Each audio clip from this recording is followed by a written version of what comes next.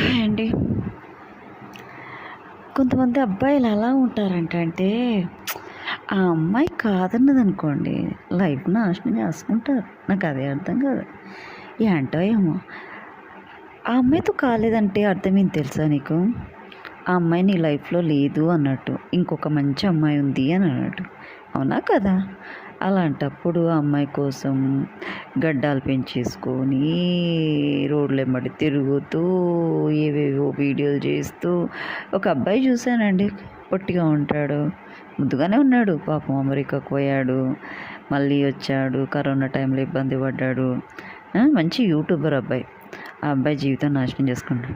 అరే నాన్న, అది నిన్ను కాదనుకుంది. దాని కర్మ. అలా అని చెప్పేసి నీ జీవితం ఎందుకు నాశనం చేసుకుంటున్నావు? ఆ అమ్మాయి నీ వైఫ్ కాదురా పిచ్చి. నీ వైఫ్ మంచి అమ్మాయి ఉంది.